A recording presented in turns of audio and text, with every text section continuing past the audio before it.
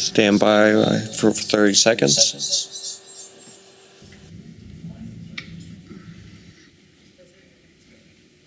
15. 10, 9. 8, 7, 6, 5, 4, 3. Still more. 1. Okay, go live. All right, thank you. Well, good morning. I want to welcome you to the Board of County Commission meeting for Wednesday, July 17, 2024. Specifically want to welcome those that are joining us online, YouTube and Facebook, also those joining us on our television partner KPTS, and those that are here in person. As we like to do, we want to remind you that when you walked in today, you could have picked up a meeting agenda packet.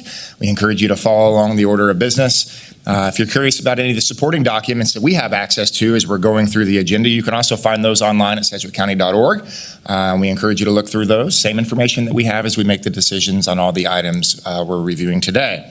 We've got a good meeting, a lot of good things planned, so I will officially call the meeting to order for July 17, 2024. Madam Clerk, first item, please. Invocation to be led by Reverend J. Merrill Cornwell, First Pentecostal Church. Please remain standing for the flag salute.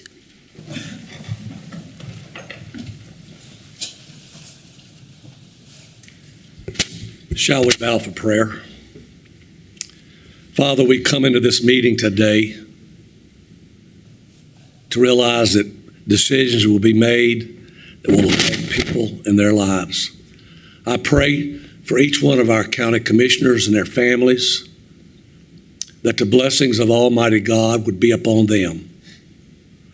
I pray for those that they're responsible for those that labor with them. I pray especially today for our Sedgwick County Sheriff's Office and their deputies and families, for our firefighters and their families, for our emergency personnel and the EMS and those that serve us. Father, we thank you for honorable men that can govern us with fairness and equity. I pray, Lord, that you would be with them, and I pray especially the blessings of God upon this county. For we do know that Sedgwick County is a great county and a great place to raise our families. I pray for each one that labor in this county. I'm asking you, Lord, to let your blessings and let your presence be with each of them. Now, as the county commissions start their daily business, I pray that you would be with them. In the name of our Lord Jesus Christ. Amen. I pledge allegiance to the flag of the United States of America and to the republic for which it stands, one nation, under God, indivisible, with liberty and justice for all. Reverend, thank you, sir, for joining us this morning and for your prayer. Very much appreciate you. Madam Clerk, next item, please. Roll call. Commissioner Meitzner. Present. Commissioner Dennis. Present. Commissioner Howell. Present. Commissioner Lopez. Present. Chairman Beatty. Present. Next item. County announcements. Well, good morning, Stephanie. Hello, everyone. Chairman, Commissioners, I am here instead of Nicole Gibbs today because she finally had her baby. Yes.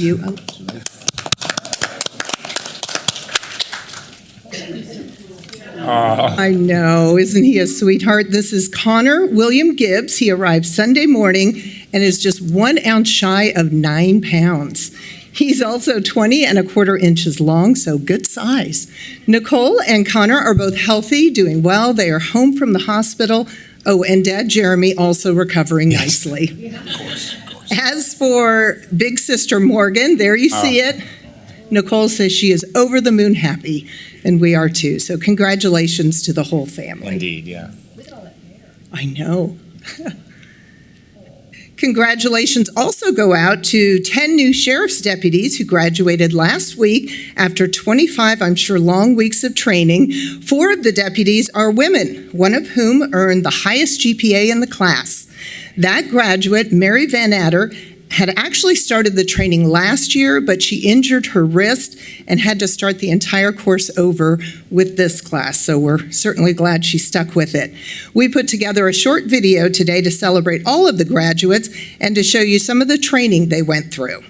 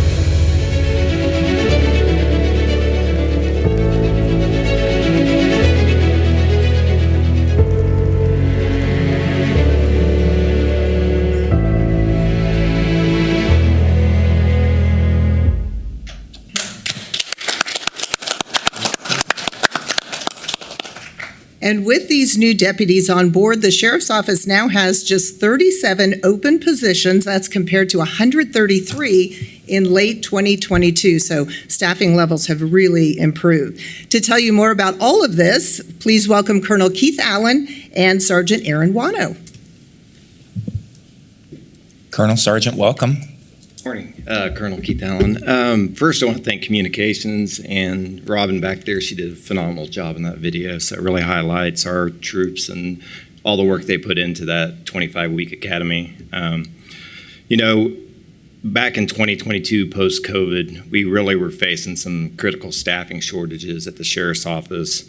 We had employees leaving and going to other fellow law enforcement agencies in the area because of some compensation and because of the mandatory overtime we were having to do at that time due to short staffing.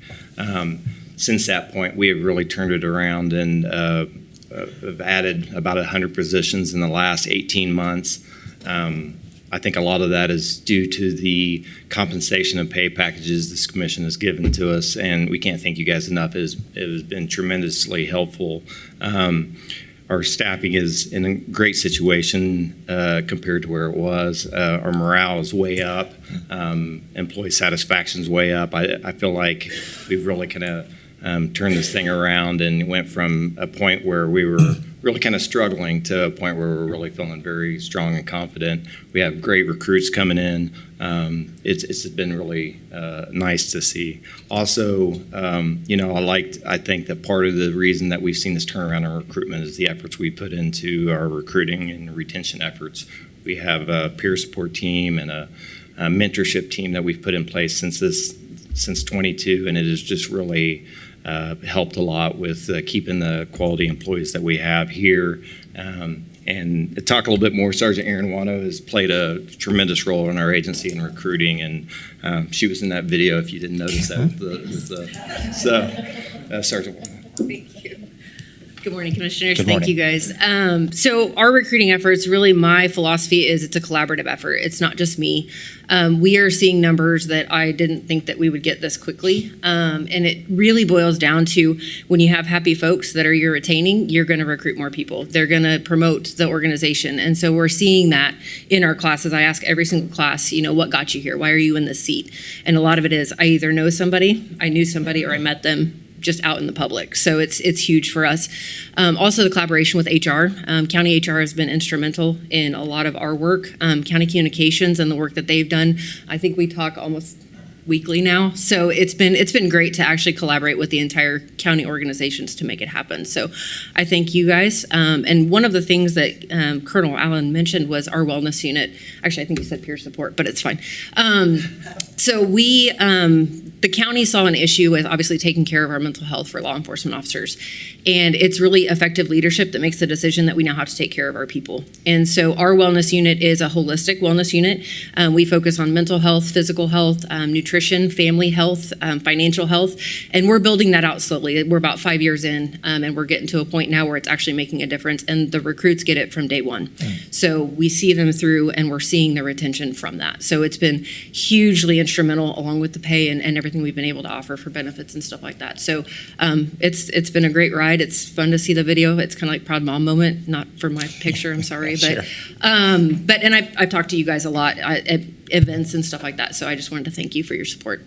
Wonderful. So, thank you. Thanks, Sergeant. What are some questions and comments? Any commissioners, any thoughts to what we just saw? Commissioner Lopez. I have a couple of things. First, I want to say congratulations on an award that you just won. What an honor, and I just appreciate the work you do. I feel like I see you everywhere, whether it's law camp or anything that there's interaction with the community, and I think that's so incredibly important. So thank you for everything that you do beyond this, but just in your personal life as well. And then, Colonel, I also wanted to mention to you, when we first met, we were at the Advanced Kansas class. We did that course together, and one of the things we talked about during that time was how important it is to change the culture and to see more women engage in this. And so to see 4 women there, it's really exciting. So I know that that's been really intentional work to diversify your workforce, and so I appreciate everything that both of you are doing, and just thank you from all of us. Commissioner Dennis. Thank you, Mr. Chairman. I appreciate it. Well, first of all, thank you for inviting us to events like the graduation ceremony. It's great to see that the things that we do up here are impacting our staff and making a difference in what you all do. So I sincerely appreciate allowing us to come and join in the celebrations that you all. And they're upping their pay. So that was one of the things that came up. So it's that's kind of the basis where we're at right now. And we pay them while we train them, Correct. right? Yes, sir. It requires a high school diploma.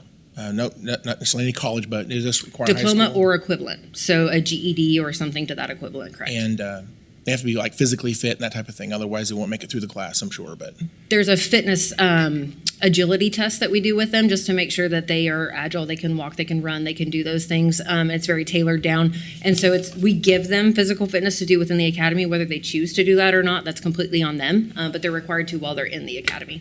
We actually have one of our captains, Mark Pierce. He will get with applicants if they're not quite to that point where they could physically pass the test. He volunteers his time and goes out and actually trains with them a couple nights a week to get them ready for that. So we're starting even before the academy, trying to get applicants ready to pass all the tests. I guess just 2 final comments. I'd like to see the law enforcement training center that where we created half that facility with Wichita being utilized this well, and I think that's a great asset for this community. If you know what we had before that, it was embarrassing. This is a really wonderful facility at Wichita State University's Innovation Campus. And then second of all, these programs, this mentor program and this peer support or wellness program, I think that's awesome. Good job on whoever created those ideas. I think it's very well needed. So appreciate all you do. Just want to say thank you to the Sheriff's Department and Sheriff Easter as well. Thank you. Thank you, sir. Colonel, Sergeant, I appreciate the opportunity that you're here to talk not only about the training class, but it gives us an opportunity not just to demonstrate our gratitude to you individually and collectively at the Sheriff's Department, but also to highlight some things that are going on throughout the entire organization. As you mentioned, where the staffing situation was and where it is today, I think it's important the public realizes that since 2021, we've had over $60 million of incremental compensation put into the 46 departments at Sedgwick County government, Sheriff's Office being one of them. There's qualitative effect of that, and you've mentioned it. There's better retainment. We have a healthier staff. There's better job satisfaction. You don't have the mandatory overtime, all of those things, so people have better quality of life. But this is what's so important when you find the balance between the investment and the output economically. These are opportunity costs that we're saving. There's a qualitative economic savings to this, not only just to your overtime. And that's a big number for the Sheriff's Office, and I've seen some recent reports that number is significantly improved because of staffing. Not only that, but you're also looking at things like your jail population going down and some of the things creatively that we're working. There was an article that came out less than a month ago that we had a historic within the last 25 years, I believe it was, a historic low jail population, which to the tune of $75 a day, that adds up for the taxpayers in this community. So the investment in compensation, the investment into wellness, the investment into our staff has significant economic benefit to this community. We see that in the sheriff's office, and we're hoping to see the same results in all the other 45 departments throughout Sedgwick County government. But this is a highlight of what's happening in your department and throughout Sedgwick County government that I think we need to tell that story as often and as frequently as we can. So thank you so much for what you're doing. It's very impressive, and congratulations to the success. Thanks, sir. Okay, thank you.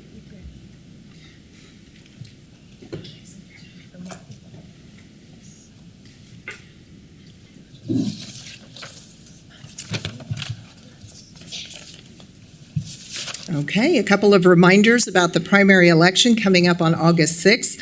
Early voting has begun with advanced mail ballots going out today. Voters do have until July 30th to still request one. If you prefer to vote in person, you can do that starting Monday, July 22nd at the election office, and then satellite locations will open July 30th. You can find details on all of this on the election office webpage at sedgwickcounty.org. And mark your calendars now for the town hall meeting. There we go, hosted by Sedgwick County and the Kansas Department of Aging and Disability Services, KDADS as we know it, to discuss the new state mental health hospital being built at MacArthur and Meridian. The town hall will take place Thursday, August 1st in the campus high school auditorium from 6 to 8 p.m. And finally, in more county good news, Jennifer Wilson and her team are here from ComCare Community Crisis Center to share a recent success story. Jennifer? Yes, welcome to the team. Jennifer, welcome. Good morning. So the Community Crisis Center has been working to expand our crisis response in Sedgwick County, and with combined efforts with Sedgwick County, the City of Wichita, and the Kansas Department of Aging and Disability Services, we have been able to expand our mobile crisis efforts and 988 suicide and crisis lifeline services over the last couple of years. Regina Stout and Lindsay Seltzer are here today to introduce some of our efforts at the Community Crisis Center and an exceptionally great job that our story that our team recently was able to intervene and save a life. So I'm going to introduce Lindsay and Regina and let them take it away. Okay, wonderful. Regina and Lindsay, welcome. Good morning. Good morning. My name's Regina. And I'm Lindsay. So a couple of weeks ago, we had a mobile crisis request. And at that time, Caitlin Powers and Zach Kelly were able to identify the response as a high-risk situation. So they went above and beyond to make contact with the individual, including responding to multiple locations and coordinating with family members. From our 988 Suicide and Crisis Lifeline, we have an integrated care specialist here today, Katie Mabry. She made numerous calls to share information between the patient's family and the patient's wife, and then our mobile crisis team in the field. Not here today is Michelle Miller, who also helped with 988 tasks. And we have Matt Rupp, who helped from the mobile crisis team with a lot of auxiliary tasks, again, to make sure everyone had the most current information. And with all of them working together, the team was able to successfully locate the patient and quickly connect him to medical care. This story illustrates the great work of ComCare's Community Crisis Center across different programs within the Community Crisis Center and demonstrates the extraordinary teamwork it takes to provide such life-saving care. Thank you. So good. Hang tight if you don't mind. I'd love to have Jennifer or anyone of the team. We took a briefing yesterday from the ComCare director, Joan Tammany, about mobile mental health and mobile crisis response, ICT 1 through 5, and we really wanted an update on kind of the data and the numbers and all the capacity. I'll tell you, I was blown away about the numbers that are coming through the system right now. Can you add a little bit of your perspective on the importance of mobile mental health and the crisis response, and where do you think this is going in the community? So if you look at the time, and you guys saw the timeline and how we've increased our mobile crisis response over the years, between 2022 and 2023, I believe it jumped from 500 and some responses to over 800 responses. So I feel as we continue to expand our services and promote mobile crisis response, people ask for the service and really seek our services. So I feel like as we continue to build on the program, we'll continue to outreach the community and be able to expand the efforts, because mobile crisis response is really meeting people where they're at. Absolutely. At the time of crisis, quickly, efficiently, and hopefully helping them stay safe in the least restrictive way, which is at their homes or wherever they're at time of crisis. You have a text platform that will be coming that isn't available now. That Yes. You anticipate that that's going to increase the inputs into the system and. Absolutely. There's two things with 988 that's coming. So we expect geo-routing, which will connect people who are local with our 988 center, despite the area code that they're calling from. Right now, it's just area code 316. So if they're calling from an area code 316, they'll get connected to us. However, if they're in Sedgwick County and connecting from a phone number like Regina, she has a different state, she'll get connected from the state that her phone is from. So considering we have 3 universities here with people from various states living here, I expect them to hopefully be able, if they have mental health related distress, call 988 and be able to connect to somebody locally to connect them to services that are local. Chat and text, I hope to have going by the end of this year. And we have 4 positions with some improvement grant funds from the Kansas Department of Aging and Disability Services. So we expect to have more positions be able to answer text, because right now it's just the Suicide Prevention Headquarters in Lawrence that are taking chat and text for Kansas. Okay. Well, there's a big investment coming with the new ComCare Crisis building and center and services.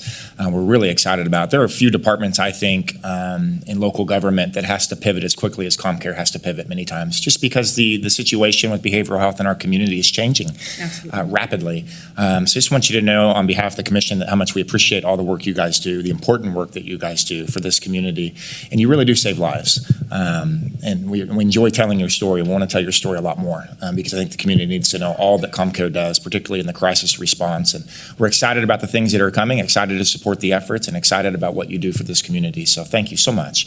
Thank you. We appreciate you. We appreciate the support from all of you too. Thank you. Thank you, guys. Appreciate you.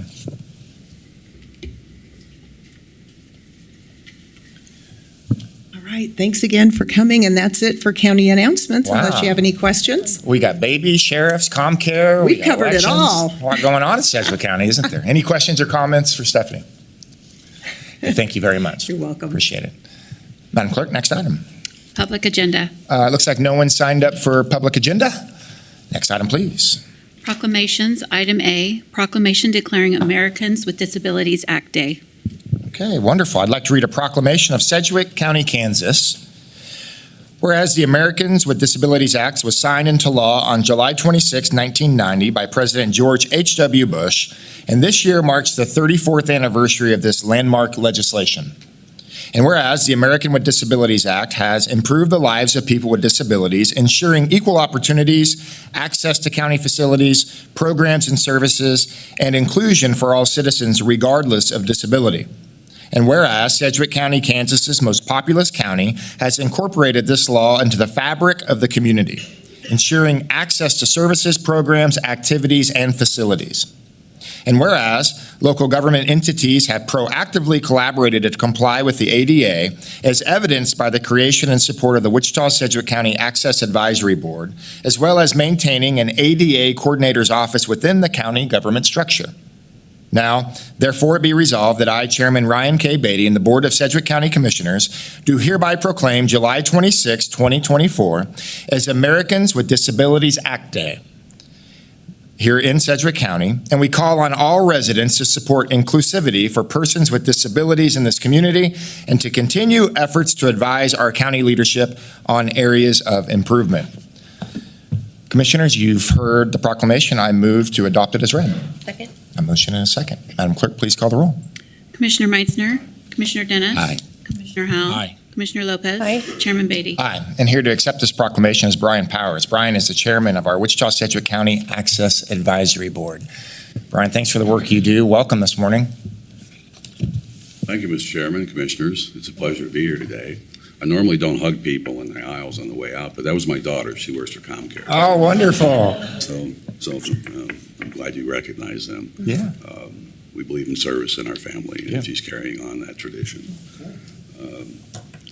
This is an important day for residents of Sedgwick County and the state of Kansas to recognize the signing of the Americans with Disability Act. It's been 34 years. Some of us might be old enough to remember the Civil Rights Act of 1964. I do, barely. It's important to understand that disability rights are civil rights. And we have a board that addresses these issues daily and advises you on our suggestions to improve the lives of persons with disabilities in this community. Our work's not done. It's never done.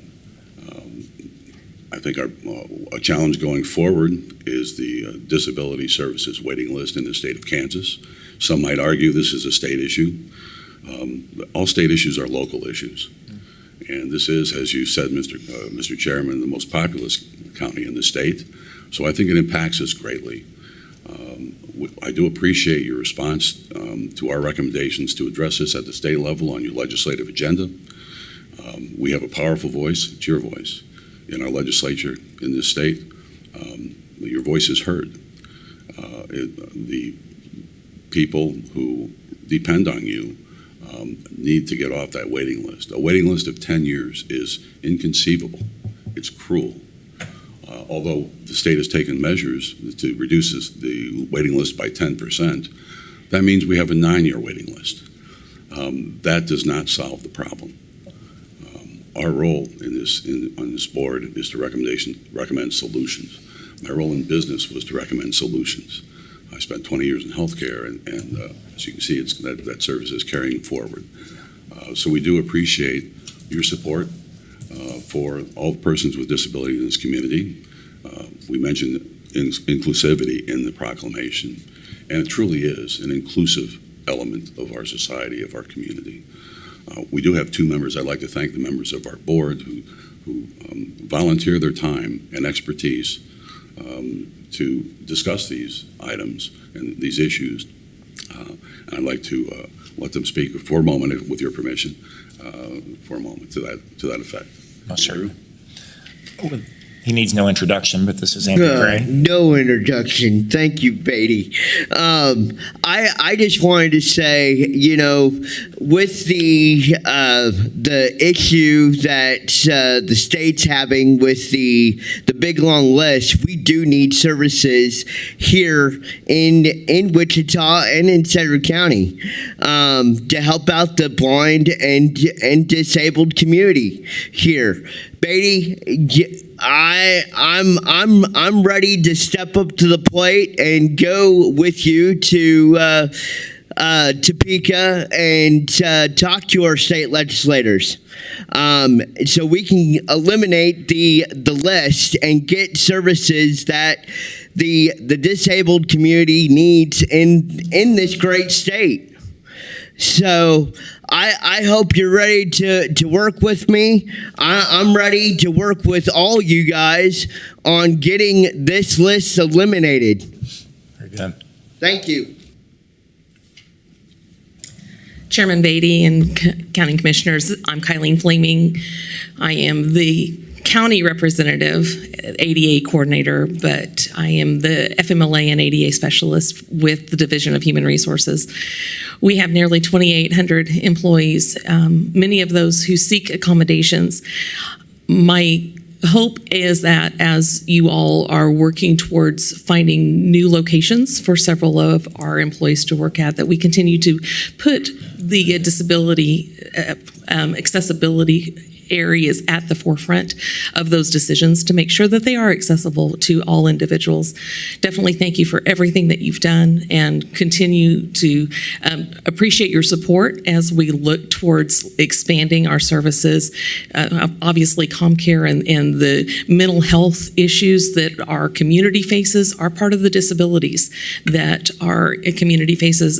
So there are a lot of things that really affect us on a day-to-day basis. everything's interconnected. It is so good to be able to be a part of this county and the support that we give to the county in all of the areas related to the Americans with Disabilities Act. So I appreciate your support. Thank you for everything that you do, and I wish you Godspeed as you continue to make decisions affecting this community. Thank you. Appreciate you. Hold tight. We got some questions and comments. Commissioner Dennis. Thank you, Mr. Chairman. I appreciate it. And thanks for being here today and bringing up this important issue. We've included the reduction of the list and adding additional funding every year that I've been on this board to try and get some additional funding out of the state of Kansas to help eliminate this list. Last year they did add, I think, $5 million to help, but then they put a cap on the people that can be on the list, so there are people that are disabled that can't even get on the list as a result of the action that the legislature took last year, which is definitely a significant problem. So we'll continue to fight this. I'm certain that it's going to go on our legislative agenda this coming year. I have great sympathy for everyone that is disabled. You look at me and you don't think I'm disabled. I can't hear. I wear 2 hearing aids and I still can't hear. That's a disability. It's not as severe as most people have, but it affects my daily life. And as a result, I can understand people that have even more severe disabilities than I have, what they go through each and every day. So thank you very much for what you do for the population. We'll continue to do what we can do to help reduce this list and get additional funding. I appreciate you very much. Thank you, Commissioner Dennis. Appreciate your comments. Brian, I appreciate the work you do on the Access Advisory Board. Very, very important work, and we want to engage you on a whole new level as we work through this legislative agenda to try to make sure that we're advocating for the things that you're advising us on. And I appreciate the work, Eileen, with all the HR department and what you do and advocating for how we can ensure that we are being inclusive to those that need our help and need access to facilities, and we're contending for them. Last but not least, Mr. Crane, sir, we got your back, bud. We appreciate you're a champion for these causes. You advocate loudly for these causes. You're a friend to many people in this room, and we care deeply about making sure your voice is heard. So we thank you for your leadership in this community on these issues, my brother. And you can ride up with me to Topeka anytime you want. But I'm driving, okay? Bless you, my friend. Thank you again. We want to get some pictures to help celebrate this day. If you don't mind giving us a 5 to 7 minute break, we want to go out front and get some good pictures so that we can celebrate, okay? Thank you. Thank you very much.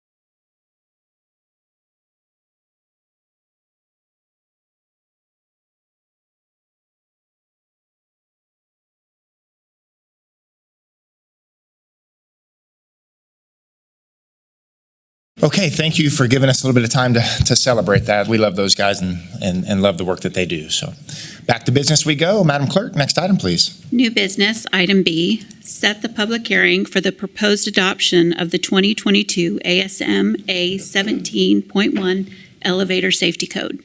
Okay, good morning, Samantha. The elevator code. Oh, switching gears. Good morning, Chris Labram. Yeah, you're a... Us before the annexation. Good morning, Chairman, Commissioners, Chris Labram, MABCD. And just quickly here, yes, the item we have before you today is simply to set the public hearing for adoption of the latest version of the elevator code. So a quick background on this from the material that you all were provided. We did have a workshop with you all a few months ago in which we discussed changes that with the state program and the effect that has had on our program. We appreciate that the Commission was very supportive with what we would need to do, which included possibly giving that back to the state or trying to retain it in an amended form. The City of Wichita was a little more adamant that we seek to retain the program, which we were fine with that. We have made some adjustments. At this point, what we've done is we are outsourcing all of the annual and recurring inspections. We also are, which is allowed by our current building code.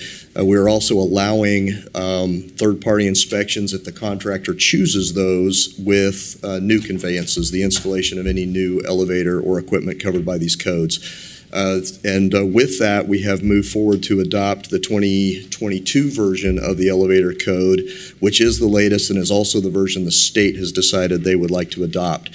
So the adoption we will bring to you on the 21st is that version of the code. It does not present many significant changes from what we have now, and it is also in line with the state's current code, and we will be presenting that in a manner that allows us to retain the program, albeit in an amended form from what we had done previously. So with that, we're requesting that the hearing be set for the 21st of August. Okay. 21st of August. Busy day. It's going to be a busy day, or I think we're doing something else that day, aren't we? Are we adopting a budget? Oh, goodness, good. Okay. We've all been briefed on this. Commissioners, any questions or comments for Chris? Okay. Seeing none, I will move to set the public hearing date of August 21st and publish the notice of hearing in the official county newspaper. Second. Okay, we have a motion and a second. Madam Clerk, please call the roll. Commissioner Meitzner. Aye. Commissioner Dennis. Aye. Commissioner Howell. Aye. Commissioner Lopez. Aye. Chairman Beatty. Aye. Chris, thank you, sir. Madam Clerk, next item. Item C, post-annexation public hearing, City of Derby Annexation Resolution Number 02-2021. Well, hello, Samantha. Long time no see. Samantha Seang, Assistant County Counselor. Before you right now is a post-annexation hearing to determine if the service plan provided by the City of Derby when they annexed 11 properties have been provided. KSA 12-531 sets out the process to follow. It says that 3 years after an annexation, the board has to hold a hearing and determine if the terms of the service plan have been met. If you find that it has been met, a resolution would be prepared accordingly, and that would close the matter. If you find in the negative, then a resolution to that effect would be adopted, and the city would then have 1.5 years to provide the services. And at that point, the property owners can petition for de-annexation at the end of that time frame. State law requires that notice of this hearing be provided to the landowners and to the city. These notices were provided and sent out after you set this for public hearing at your June 5th meeting. If you take a look at the map, it shows the red areas is the areas that's going to be was annexed, and then the yellow is the Derby city limits. The parcels adjoin the city's boundary and were unilaterally annexed, which means that the property owners did not consent to it. This annexation was part of the city's annexation plan. The service plan that they submitted includes street maintenance, street signage, stream maintenance, fire hydrants, fire protection, medical response, police protection and animal control services, parks, libraries, trash and recycling, city building code enforcement, city health and nuisance code enforcement, minimum housing code, and zoning enforcement. Upon request, property owners could also request local street improvements, water services, and sewer laterals. The City of Derby provided responses to questionnaires that the County Counselor's Office sent out, and they indicated the following services had been provided during the since 2021. 53 days of snow removal, 12 days of street sweeping. Fire and rescue responded to 2 medical requests. Animal control responded to 1 service call. All but 1 address is receiving the city's discount with the waste management company. 1 permit was pulled for HVAC and plumbing, and the fire hydrants were maintained. Next slide.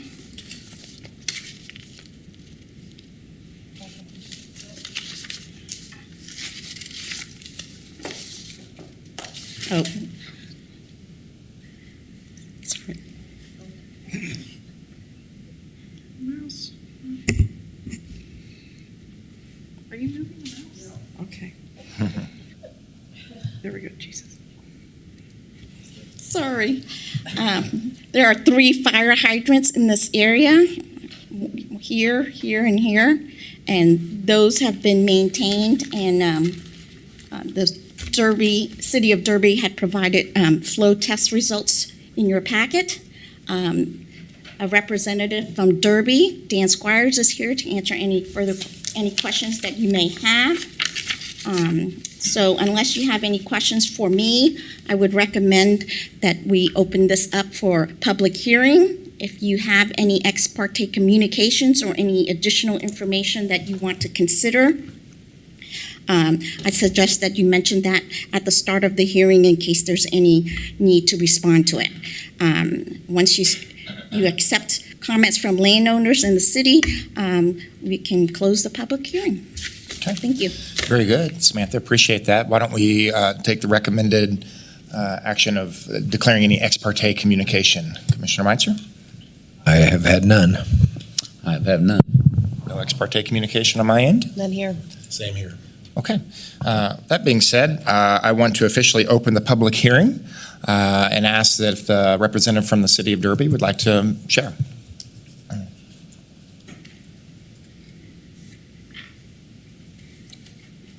Good morning, sir. Good morning. I'm Dan Squires with the City of Derby. I don't really have anything to share unless you have questions for us. Very good. Any questions for Mr. Squires? Seeing none, hang tight, and maybe something will come up, and we'll ask for some more input. So, is there anybody from the public that would like to provide comment? Okay, seeing none. Any final questions? Okay, Commissioner Meitzer. Yeah, Mr. Squires, welcome to the meeting, and I just want to say I appreciate getting to know you over the past years. Your participation at WAMPO and in the community is admirable, and thanks for all you do for Derby becoming a pretty good city of the first class. So congratulations.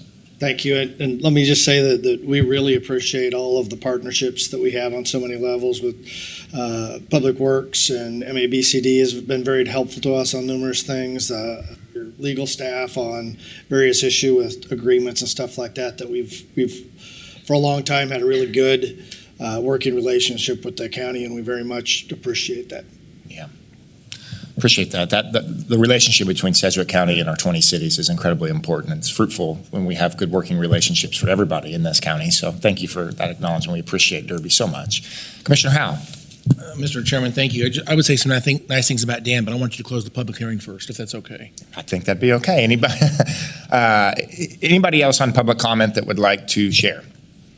Okay, then I'll officially close the public hearing and bring the discussion back to the bench. Commissioner Howe. Well, thank you, Mr. Chairman. I just wanted to say that I'm so proud of Derby. This is a huge growth area for our city. If you've not been out there, it's amazing what's going on to the east side of Derby, and this is an obvious place that needed to be brought into the city. And A lot of this is really large lots that haven't been, developed, I think, the way they will be in the future. But at the end of the day, this is needed, and Derby does a great job. I think Derby sets the bar high for how to provide services to annexations. They've always done a great job. The service plan is awesome, and you have provided great services. In fact, I don't think she even mentioned them all. I heard on my backup material, I saw a couple of other things that actually I thought were noteworthy, things like library cards and things like that. So at the end of the day, Derby does a great job. I'm proud of the growth, and I'm proud of the management of the city of Derby, both of you, Dan Squires, as well as Kyle Magnus. You do a great job, and our city council and the mayor. It's a great place to be, and I think that it makes total sense that we would certainly approve this post-annexation hearing. And Mr. Chairman, I'm willing to make a motion at the appropriate time. Thank you. Okay. Thank you, Commissioner. Any other questions or comments? Well, since action is in District 5, Commissioner Howell, you're welcome to make a motion. Thank you, Mr. Chairman. I would move that we make the finding that the city of Derby has, in fact, provided services included within the service extension plan, authorize the county councilor's office to draft a resolution to reflect such finding, sign the resolution, and then send the resolution to the city of Derby. Okay, I'll second that motion. Madam Clerk, please call the roll. Commissioner Meitzner. Aye. Commissioner Dennis. Aye. Commissioner Howell. Aye. Commissioner Lopez. Aye. Chairman Beatty. Aye. Thank you. Thank you, sir. Appreciate you being here. Okay. Moving along. Madam Clerk, next item, please. Item D, a resolution of the Board of County Commissioners of Sedgwick County, Kansas, adopting a Kansas Open Records Act compliance program policy. Okay, good morning, Corey. Good morning, Chairman. Good morning, Commissioners.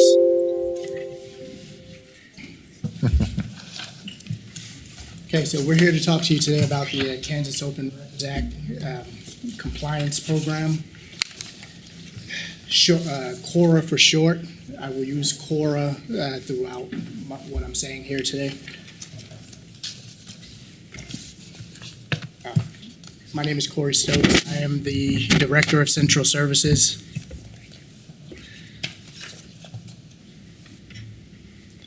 So CORA is governed by statute.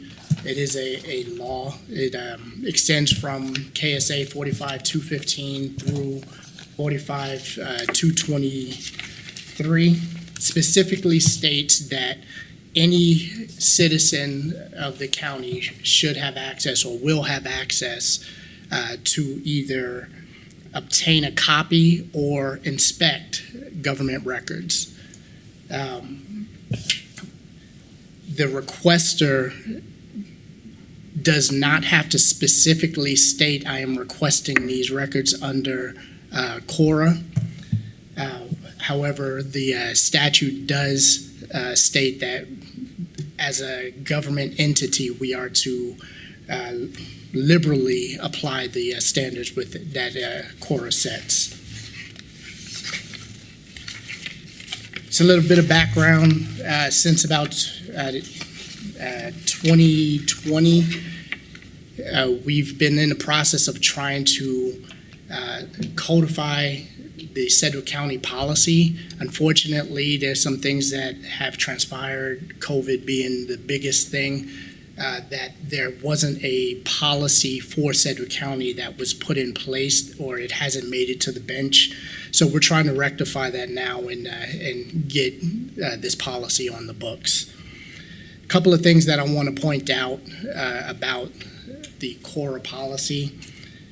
Anybody in the county can take a CORA request, but according to CORA, there are 3 positions that are responsible for the entire program. The Freedom of Information Freedom of Information Officer, the official custodian, and the open records coordinator.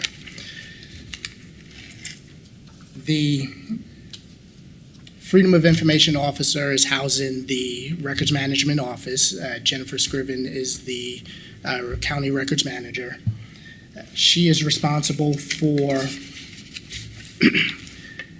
the training that our county employees receive. She's responsible for coordinating the open records request, making sure it gets to the correct department.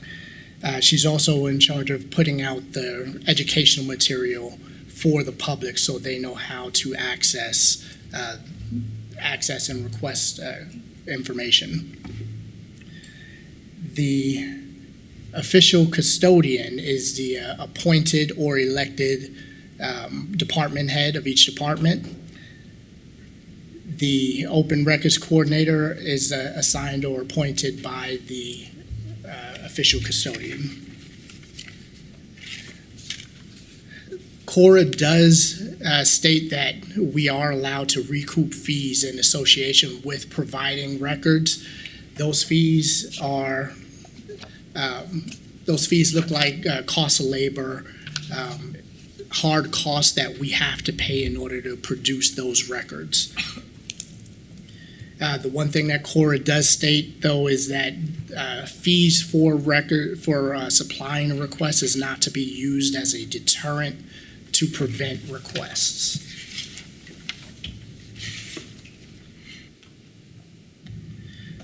So some of the procedures that I want to touch on. The Open Records Act is a high standard.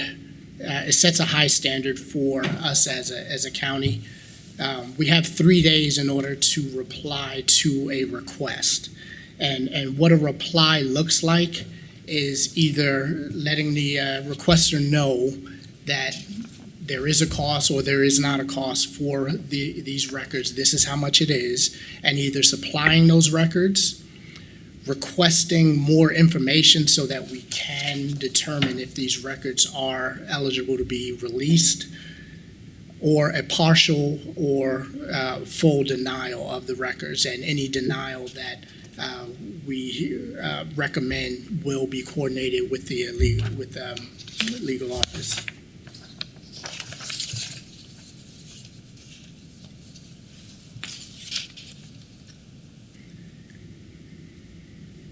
As I said, the Records Management Office is responsible for training our employees. New employees will receive training during their new employee orientation. Anyone holding a position, any of the 3 positions that I mentioned, will also receive training, more in-depth training on how to handle a CORA request. There is a enforcement side of CORA. If we are found not in compliant, there are fees associated with that. So any person or any personnel found causing us not to be compliant can face some disciplinary actions. Legal and the FIO will mitigate any discrepancies on that regard and provide a recommendation to the county manager or the department head with moving forward with those discrepancies. So this is the public brochure that the FIO puts out. I ask that any department that does not have this, it should be available in any public-facing departments. If you do not have it, please contact the Records Management Office or my office. With that, I ask if there are any questions and recommend adoption of the CORA compliance policy. Okay. Corey, thank you so much for the presentation. We've all been briefed and had fairly robust discussions about this and the need for this. One of the reasons there's a need for this type of internal policy and external policy is the amount of volume that comes through CORA requests. Would you be able to give an indication of how much we receive? I don't know, the best measure is daily, weekly, monthly. How many CORA requests are you processing? Good morning, Commissioners. Jennifer Scriven. I'm your Records Manager and Freedom of Information Officer. I keep tabs on that monthly, and it can range anywhere from 1,400 to 1,700 per month. Average is right around 1,600 per month, and that's for every department, including myself. 1,600 CORA inquiries a month? Per month, Okay. yes, sir. So that is why we have to have some sort of policy relegating how this thing works and what this looks like. So it's not for nothing that we're going through this exercise. We appreciate the leadership and between you and legal counsel in regards to what this should look like to have a transparent government, but also to make sure we have policies governing how we do these types of things internally. So are there any other questions or comments on this specific policy? Okay. Seeing none, I move that we adopt the resolution. Second. Okay, Madam Clerk, please call the roll. Commissioner Meitzner. Commissioner Dennis. Aye. Commissioner Howell. Aye. Commissioner Lopez. Aye. Chairman Beatty. Aye. Thank you again for your work on this. Thank you. Yeah. Okay, Madam Clerk, next item, please. Item E, report of the Board of Bids and Contracts regular meeting on July 11th, 2024. This is usually when I make a joke about Joe Thomas, but I can't do that today, so Oh, he's watching. You can still. good morning. Good morning, Mr. Chairman, Commissioners. Lee Barrier, Purchasing Department. The regular meeting of the Board of Bids and Contracts of July 11, 2024 resulted in 2 items that require your approval. Item number 1, Blue Stem Estates, Road Improvements, Public Works. We recommend to accept the low bid from Pearson Construction, LLC, in the amount of $752,214.10. Item number 2, Forensic Software Platform, Sheriff's Office. We recommend to accept the quote from Magnet Forensics, LLC, in the amount of $54,390 for a period of 1 year beginning August 15, 2024 and continuing through August 14, 2025. I'll be happy to answer any questions you may have, and I recommend approval of both items. Okay, very good, Lee. Thank you. Any questions or comments on the bid board? Okay, seeing none, I move that we approve the recommendations of the Board of Bid and Contracts. Second. Okay, Madam Clerk, we have a motion and a second. Please call the roll. Commissioner Meitzner. Aye. Commissioner Dennis. Aye. Commissioner Howell. Aye. Commissioner Lopez. Aye. Chairman Beatty. Aye. Thank you, Lee. Appreciate it. Okay. I think this is a good place that we can pause the Board of County Commission meeting and call to order the governing body of Fire District Number 1, meeting for Wednesday, July 17, 2024. Madam Clerk, first item, please. Roll call. Commissioner Meitzner. Present. Commissioner Dennis. Present. Commissioner Howell. Present. Commissioner Lopez. Present. Chairman Beatty. Present. Next item, please. Public agenda. Seeing nothing on public agenda, next item. Consent agenda. Mr. Item Stoll. A, Oh. a resolution of Sedgwick County Fire District Number 1 adopting a Kansas Open Records Act compliance program policy. You see when they pressure me about long meetings, how quickly I want to try to. Manager Stoltz, please. Good morning, Chairman Commission. Tom Stoltz recommending approval of consent item A, which is the CORA policy you just approved on general agenda. Okay. Same item we just discussed. Any questions or comments? Seeing none, I'll make a motion to approve consent item A. Second. Motion a second. Madam Clerk, please call the roll. Commissioner Meitzner. Commissioner Dennis. Aye. Commissioner Howell. Aye. Commissioner Lopez. Aye. Chairman Beatty. Aye. Next item, please. Budget discussion. Okay, do we have anything under budget discussion? I don't believe that we do for the fire district. So we'll move on. Next item. Other. Anything under other? Next item, please. Executive session. There is no executive session for the fire district, so I will officially adjourn the meeting for Fire District Number 1 and return us back to the Board of County Commission meeting. Madam Clerk, next item. Consent agenda. Manager Stoltz. Chairman Tom Stoltz again, recommend approval of consent items F through J on the general meeting agenda. Okay, any questions on the consent agenda? Seeing none, I'll make a motion to approve consent items F through J. Second. Motion and a second. Madam Clerk, please call the roll. Commissioner Meitzner. Commissioner Dennis. Aye. Commissioner Howell. Aye. Commissioner Lopez. Chairman Beatty. Aye. Next item, please. Budget discussion. Okay, Commissioners, we do have some topics that we want to discuss on budget discussion. How do we want to go about this? Commissioner Dennis, would you like to start? Thank you, Mr. Chairman. I appreciate it. And I appreciate the way that we're going through the budget process. In the past, we'd gotten to the point where that we were surprised on budget day with different motions by different commissioners. That is not the way to do business. And so last year, what we started doing was asking the commissioners if they had an issue to bring it up ahead of time so that we could go through it. And that way that every one of the commissioners know exactly what we're looking at on budget adoption day. Now, I did include one because I brought it up earlier. As we get into the budget on August 21st, whether the other commissioners agree with me or disagree with me, I do not believe it's a reason to vote against the budget at that point in time. But it is healthy for us to discuss this ahead of time so that there's not an argument. And there's not people being surprised at the end. So what I asked for was a discussion about the lobbyists that we have in Washington, D.C. And as I said, I brought this up in the past. We pay, I think, $60,000, 70,000 now a year for a lobbyist in D.C. We never bid that out. We didn't go into any kind of open bid process. We just selected someone, and I'm not certain that the results that we have received is worth $70,000 a year. And so that's why I ask for that to be included today. Again, whether on 21st of August I have agreement from anyone else will not impact whether or not that this now almost 900-page budget is adopted. At least I'm not going to vote against it because of one item.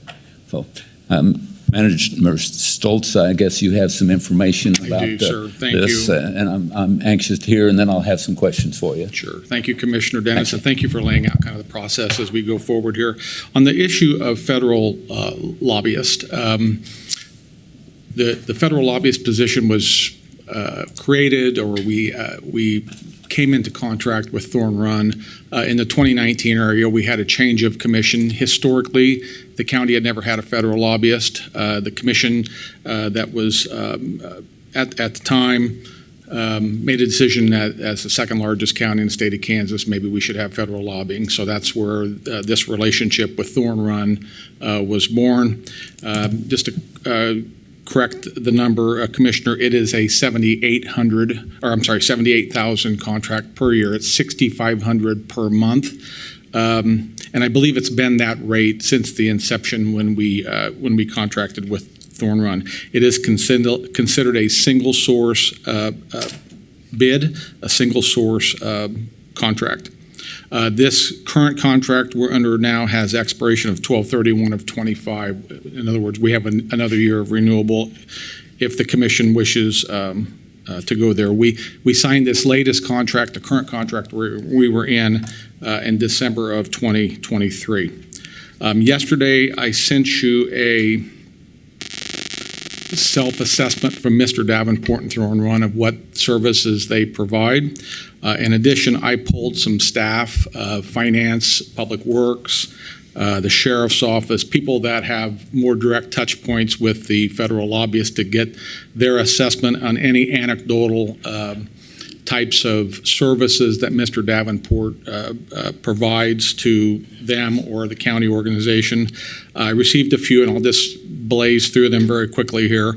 In the finance department, they have found value in Thorn Run's update on housing appropriation processes, cuts or additions, information pertinent to broadband funding on a federal level, deadlines and an update, BRIC updates and award submittal deadlines, an update concerning Inflation Reduction Act, local government provisions. They receive a grant newsletter like we all do, news on mega grants, timelines, eligibility, etc., COVID-19 supplemental funding bill information,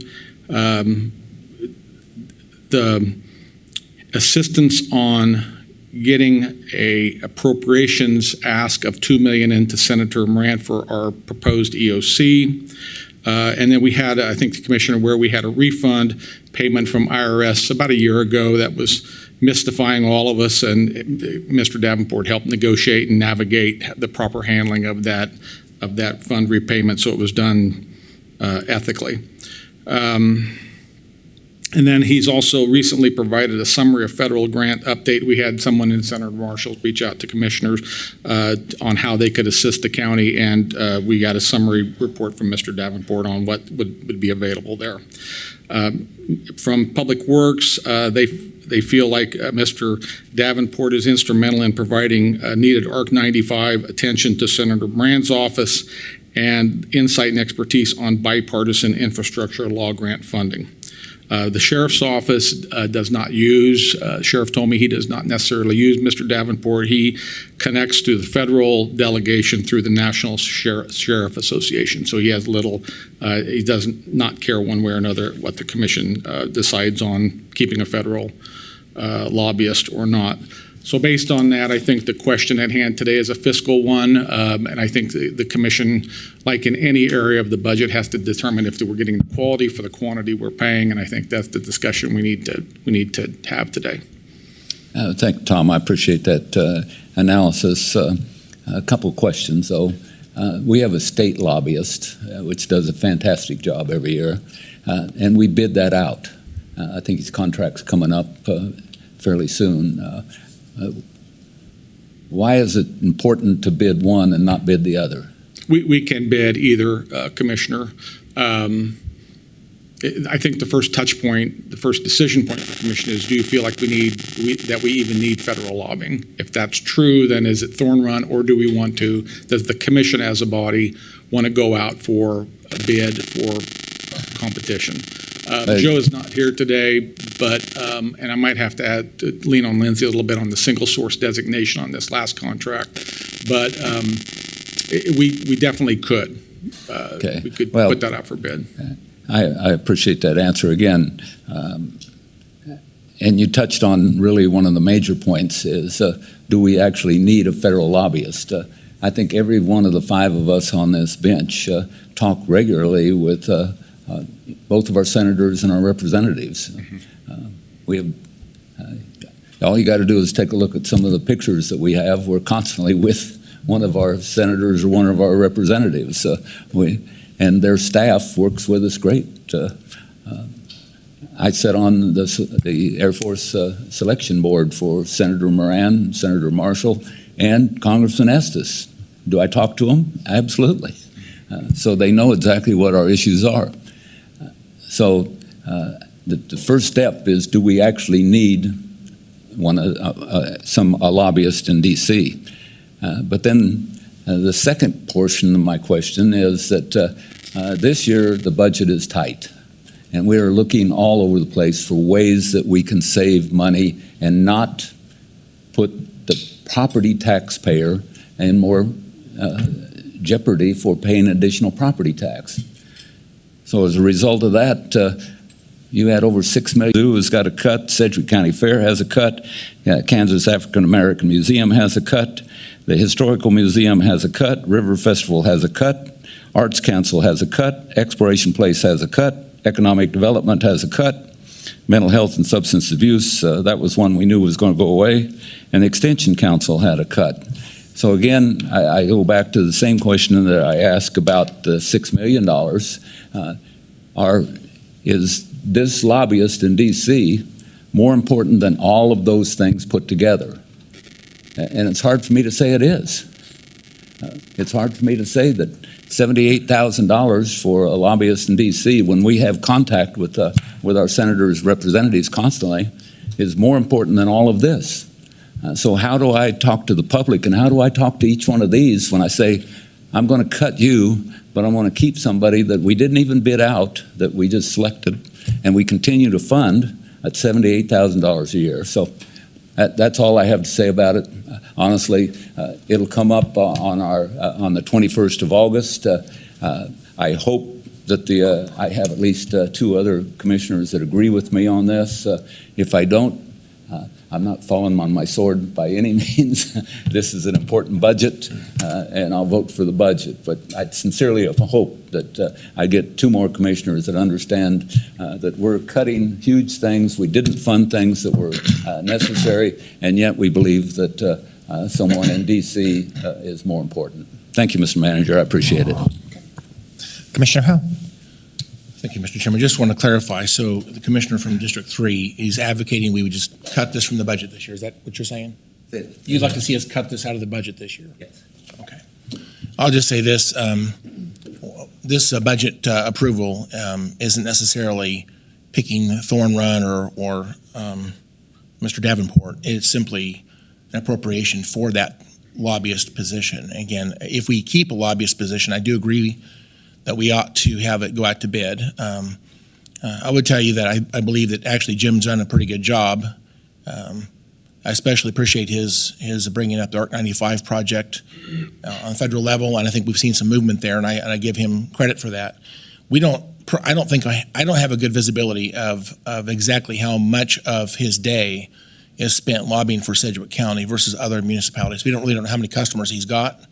And I would agree with the previous speaker that, again, I have cell phone numbers and great relationship with both of our U.S. senators and 3 of our congressional members. And I know the candidates, several of I think the leading candidates for replacing District 2 Congress. And so at the end of the day, I believe that I have a way to make a federal request, if you will.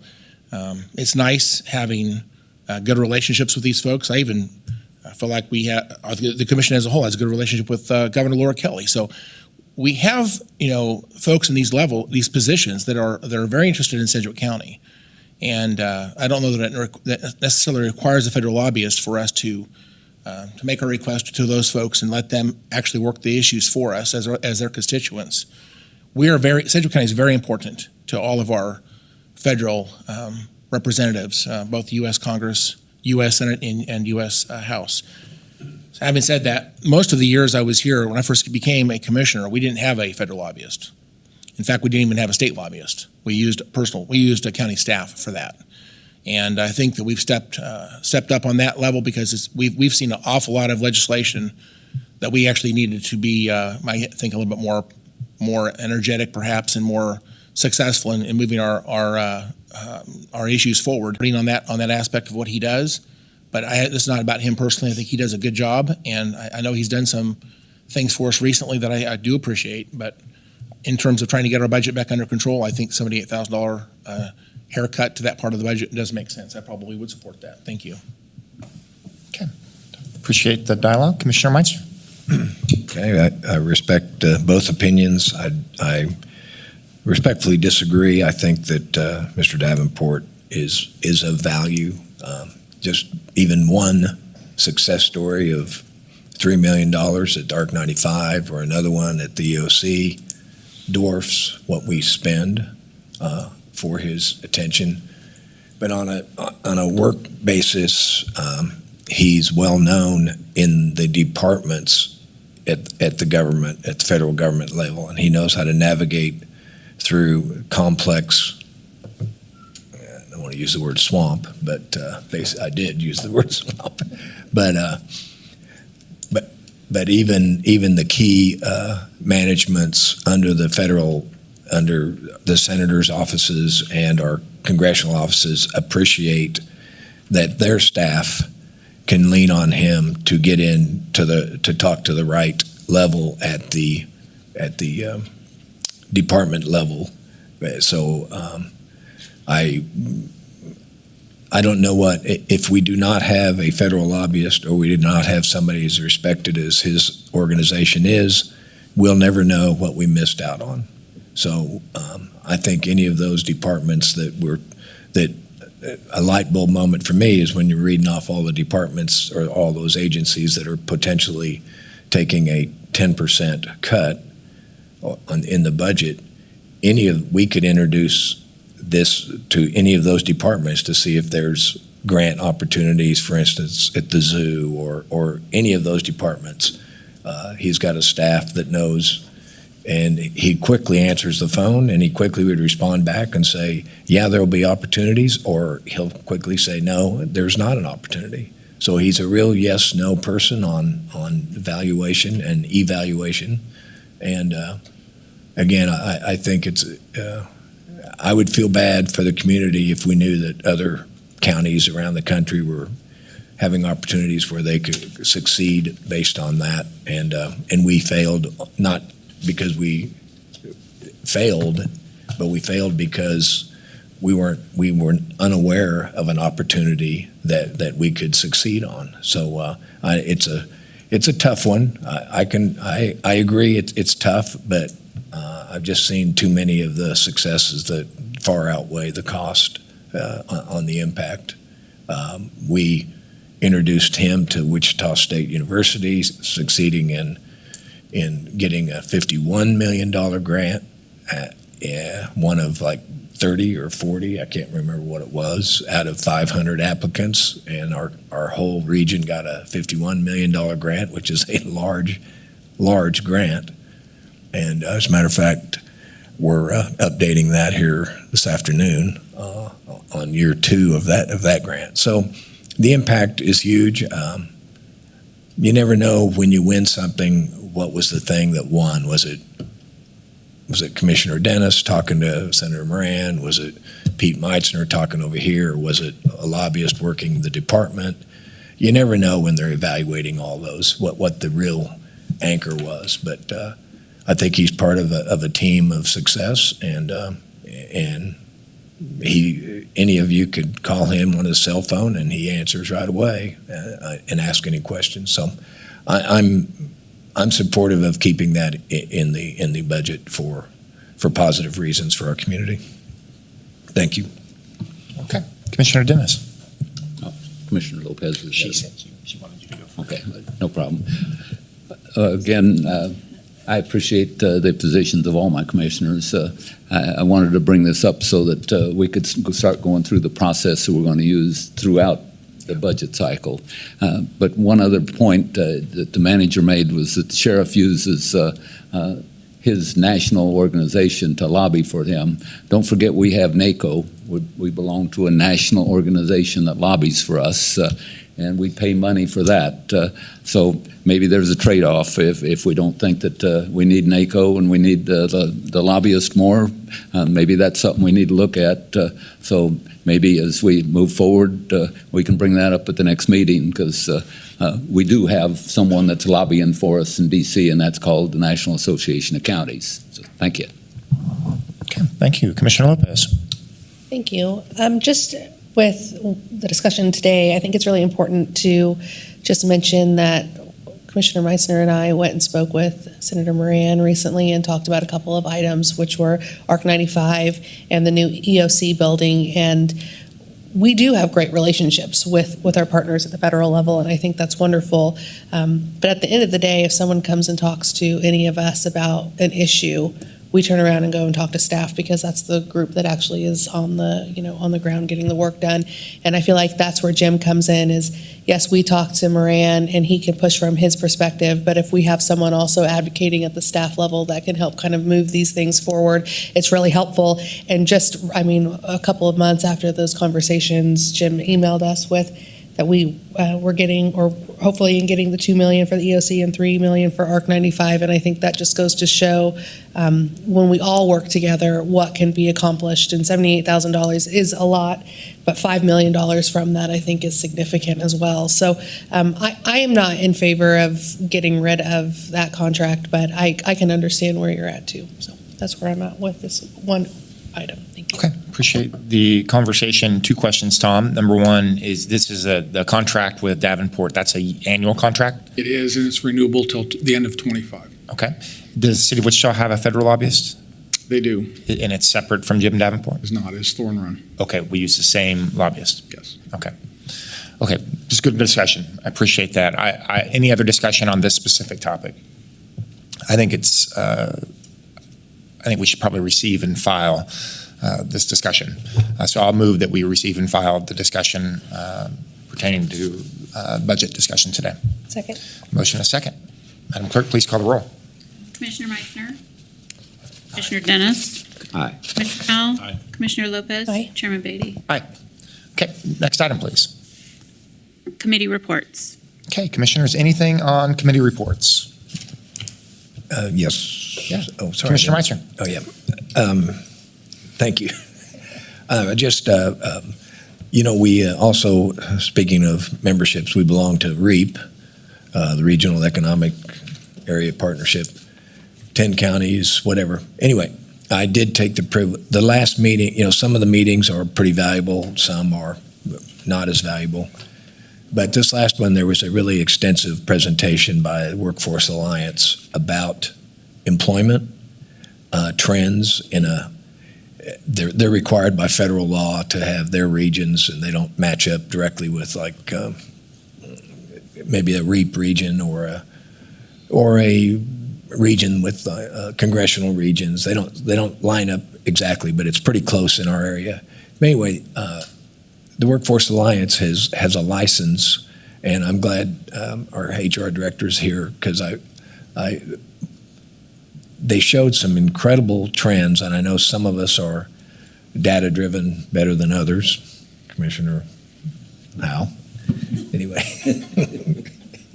But it's really good. And the important thing, you can peruse through that. Anyway, I got that report, and I shared it with Lisa to share with you all, including the manager and the HR director. And the key part is that they have a license that if we looked at a thing and something triggers to say, boy, I'd like to know a little more detail about this, right? Could you think of that? Amanda there at Workforce Alliance is really a bright person, and she was encouraging that ask anything. We lose our license. We had a request through them, and they'll give us a report. So it's really employment statistical stuff that's it's pretty deep and lengthy. The presentation, they only showed really 10 slides during the meeting, but I think it's about 30 slides. But there's a lot of charts, graphs, and everything else. So I just wanted to say that was pretty valuable. And another part of that same email you'll see from the Extension Center talked about, grants and assistance that they've been doing that I was unaware of. And there's a few slides in there that a lot of our nonprofits can utilize as well as grant assistance, that maybe we've got a pretty good grant area person as well, but maybe they're maybe already connected. But anyway, I should make sure that finance gets, or if you want to, Tom, send that too. So anyway, that's my report on REAP, so thank you. Very good. Anything else under committee reports? Okay, seeing none, next item, please. Other. Okay, anything for other? I would just simply say that we're moving towards an election, a primary election, August 6th. One of the things that the commission and the county commission and our election commissioner has really advocated for is more polling sites. The best way to increase accessibility to voting is to have more polling sites throughout the community. With that being said, with more polling sites mean we need more volunteers to work the primary election. We just encourage the community. I think it's a wonderful learning experience, but it's a community service event to be able to come and serve the election commissioner and the elections department for the primary. We do need more workers. We do need more volunteers. So please, if you're interested in doing so, please contact the elections office, and they will give you all the resources you need to help sign up and to activate you into volunteering during the primary election. Lots of opportunities, and they do need the help. So, Commissioner Howell. Just to follow up on that, thank you, Chairman. She did provide a report to the Sedgwick County Association of Cities meeting on Saturday, and she did say that she does have the staff that she needs for this election cycle. The November election, I'm sure she'll need some more. But I mean, if people want to help out for the November election, I think that's a great call for help. But I think she does have the primary election is taken care of in terms of her staff needs. Okay, very good. Very good. Appreciate that update. Well, for the primary election in November, please, we're going to need a lot of help. General election in November. You can tell I'm not in a campaign right now, right? Sorry. For the general election in November, I think it's very important. We need to be able to support. One of the things that we are specifically attuned to is trying to get more polling locations, more polling sites for more accessibility. With that means more need for volunteers, more need for help. So please make sure you're helping to volunteer. Okay, anything else under other? Seeing none. Next item, please. Executive session. Okay, we do have. Aye. Chairman Beatty. Aye. Okay. Are we going to go right over here, Tom? We're going to go up to the 6th floor. So off to the 6th floor. I'll see you back in 45 minutes.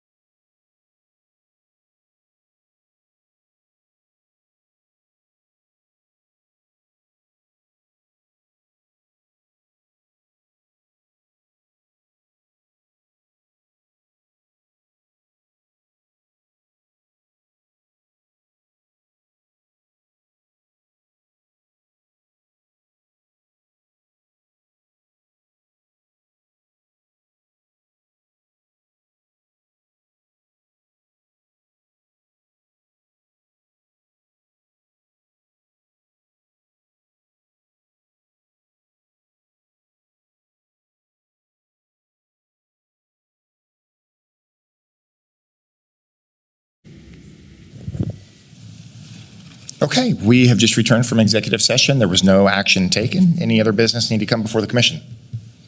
Seeing none, this meeting is officially adjourned.